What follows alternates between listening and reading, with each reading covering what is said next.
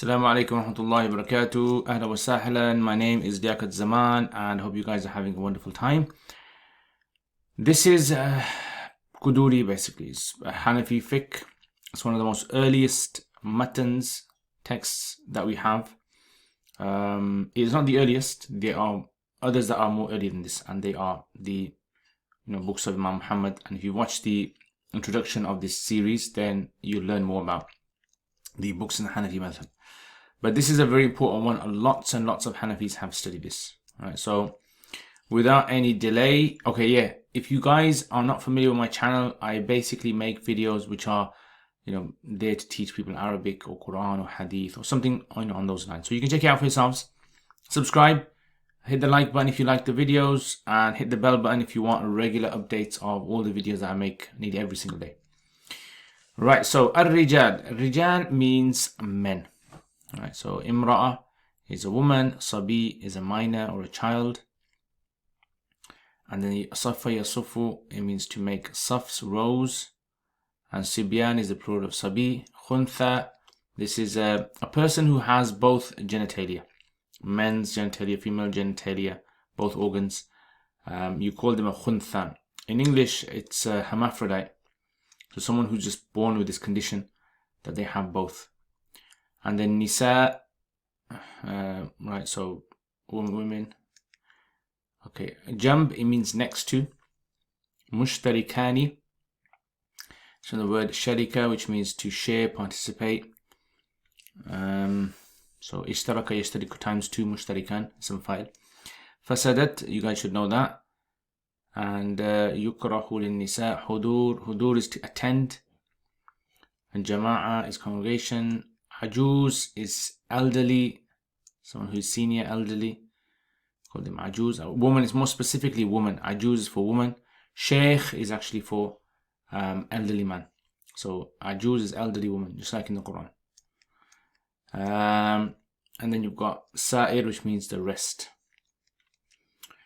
Okay, tarkeeb. A bit of tarkeeb here. I know you guys, some of you guys have been asking for more tarkeeb, but I'm trying to cut down on tarkeeb now. So all of this and all of that is بتأويل مصدر the fa'il of لا يجوز. So لا يجوز أن يقتدوا بامرأة أو صبي. And للرجال is the jar majrur. Okay. So it's supposed to be يقتدون with the noon, but then an gets rid of that. Okay. بامرأة وصبي ويصف الرجال ثم الصبيان ثم الخنثى. خنثى is alif maqsura at the end. Right. So you can't see the vowel. ثم النساء فإن قامت امرأة إلى جنب رجل. So مضاف إليه. امرأة is the file of قامت, by the way. وهما واو حالية, whilst هما مشتركان, sharing, في صلاة واحدة, one صلاة, فسدت صلاته. صلاة becomes فاسد, void. ويكره للنساء, this is مجهول. Right, so hudurul jama'ati is the naib file. Mudaf ilayh becomes the naib file of yukrahu. Wala ba'sa la nafi al-jins, and ba'sa is the ism of la. La nafi al-jins, la ba'sa bi an takhruj al-ajuzu fi al-fa'il في الفجر والمغرب والإشاء وذو مجرور عند أبي حنيفة. وقال أبو يوسف محمد فاعل يجوز permissible خروج مضاف عجوز is مضاف إليه في سائر الصلاة في سائر الصلوات. Okay, alright, so that's basically tarkeeb. Now let's look at the masail now. Now here there are several issues, right, that are going to be spoken about. There's mainly three sort of predominant sort of like issues here that he's discussing. The first is who can lead who out of men and women. So a man can lead anyone, right? So the default is the man is allowed to lead men, and he's allowed to lead women as well. Just like you see in the Haramain, if you watched it or you've been there, or if you've been to a masjid, you see that the man imam is a man, and he leads men and he leads women and children as well. So a man is permitted to lead anyone really, right, of that sort. As for a child or a woman, let's say, a woman is only permitted to lead women, like she can't lead anyone else. Yeah, she wouldn't be able to lead anyone else. Possibly a child. I mean, he hasn't mentioned about children, whether she can lead children, but she can't lead men. She's not allowed to lead a man. And so this is like unanimous according to the Hanafis. Women are not allowed to lead the prayer. That does not mean that the status of a woman is less than a man. It simply is the identifying the duties that each role plays, each person plays. And children can't lead adults, basically. They're not allowed to lead adults. They can lead children, but they can't lead adults. And this is something which later on maybe Imam al-Qudoori is going to talk about it when he talks about things like, actually no, I'm not going to mention it. This is actually mentioned in more advanced books where they mention about the later Hanafis discussing about the child leading, prepubescent child leading Taraweeh. But child cannot lead men, can't lead women, can lead children though. Point is, لا يجوز للرجال, it's not permissible for men and يقتدوا, that they follow a woman imam or a child. They're not allowed to do that. And this is because it's like unanimously the practice amongst the Sahaba that no woman ever led men. Right, so no woman ever led men in the fard prayer. So that's why, it's not permitted. Okay, so basically this is what it's talking about. Yeah, women can't lead, children can't lead, men. وَيَصُفُّ الرِّجَالِ. Now, how should the order be now? So when they're praying, what should the sequencing and the order of this be? So the order should be like this. Men at the front, right? Then children, then khunsas, yeah, so hermaphrodite. I don't know if there's another word for khunsas. So if you guys know, put in the comments. And then women. All right, so this is the order that we find the fuqaha mentioning. So in the time of the Prophet ﷺ, men used to be at the front, women at the back. And then as time went by, the scholars have more refined this with different types of people and said, okay, men at the front, children behind them, hermaphrodites behind them, and women behind them. So the idea for the children is because children kind of fiddle about, they fidget. So if you're going to pray and you've got your child next to you, the child's going to fidget in salat and it's going to distract you, it's going to distract other people in salat. So it's best for them to be in a saf. And the khuntha is because we're not sure if this is a man or it's a woman. So that's why put them in a saf. And as for the women, so this is so that there is an idea of a sense of segregation between the two. Yeah, so now, okay, the next issue now, so once we've understood this particular order, sort of masala, now we need to understand the next thing, which is the idea of what if a woman was to stand next to a man. So we know if a child is standing next to a man, it won't nullify the salat. But what if a woman does?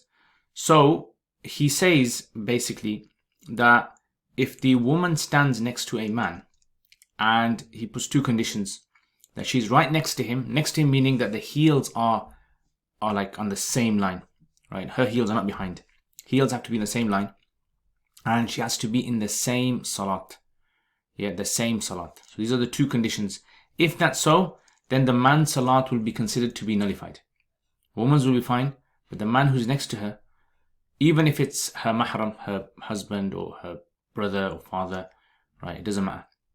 So there has to be this order has to be observed, right? So next to and at the same salat, it has to be the same salat. So for instance, if she is not exactly next to, right, so if she's not exactly next to, like, let's say there's a gap, so this man's salat will become nullified, void. But if she is not next to him, like there's a gap, so she's next to a man but there's a gap of one saf or two safs, whatever, then in that case the salat of the woman and man will both be fine, right? Because she's not next to, the first condition is not there. So sometimes you might have like man and woman next to each other but there's a barrier in between or something like that, or a pillar, or so that will be fine. or she's behind really. She's not next to, or she's like a few steps behind, or her heels are behind. And if the salat is different, let's say Imam's praying Dhuhr and she's intended nafil behind the Imam, then the salat's different, so therefore it won't affect his salat. So as you can see, the idea of the Hanafis are mentioning that the idea of the woman being next to the man does not mean that every time a woman is next to a man, the man's salat becomes nullified. Because of the words of the Prophet ﷺ, that he said that the women should be behind the men. So he's saying to the men that put the women behind the men. Then by them not observing this, the men are the ones who are in the wrong. And we have to stick to the instructions of the Prophet ﷺ in this matter as like specific and as restricted as possible. Right? So that's why we're saying that if they were in two other salats, if they're praying on their own, like sometimes maybe family members are praying in the same room, but they're not praying in congregation. They are simply praying on their own, right? And they're just standing next to each other. In that case, that will not nullify the salat. So a lot of people ask this question. Okay, so that's basically the second masala. So if you read the text then, وَيَصُفُ الرِّجَالُ ثُمَّ السِّبْيَانُ. So the men should stand in a row, and then the children, and then the khunthas, and then the nisa, women. فَإِنْ قَامَتْ إِمْرَاتٌ. If a woman was to stand next to a man, إِلَى جَنْبِ رَجُلٍ وَهُمَا مُشْتَرِكَانِ, whilst both of them are sharing فِي صَلَاةٍ وَاحِدٍ, in one salat, فَسَدَتْ صَلَاتُهُ. His salat becomes void. Not hers, his becomes void. Okay, last masala now. Now this is the masala of women attending congregational prayers. So should women attend congregational prayers? Now the Prophet ﷺ has advised men emphatically that they must come to the masjid to pray in congregation, right? Or in congregation. So that's why men generally will be going to the masjid. But he told women they can come to the masjid, but it's better for them to stay at home, right? To pray at home. So he did say it's better for women to pray at home, and for men, they should be praying in the masjid. So because of this, as time went by, the Hanafis, the not just Hanafis, even before the Hanafis, like the Tabi'een and the Sahaba, they differed in regards to should women be attending the congregations. So you got like 5 congregations in a day. So should they be leaving their home and coming to the masjid 5 times a day for this? So Hanafis later on said that it's considered to be disliked for them to attend. Like for an average woman, it would be disliked for her to attend 5 times prayer.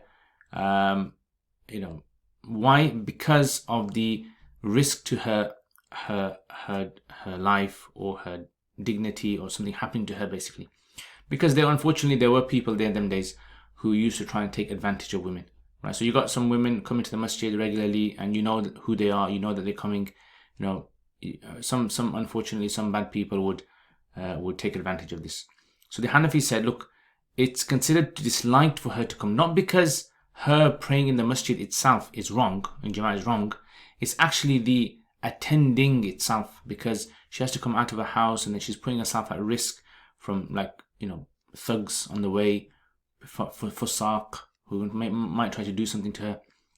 Right, so for her coming to the masjid, back and forth from the masjid 5 times a day, you can imagine, it might happen to some women. So you don't want a woman's life to be at risk because of these kind of things. And she's already been encouraged to pray at home by the Prophet ﷺ.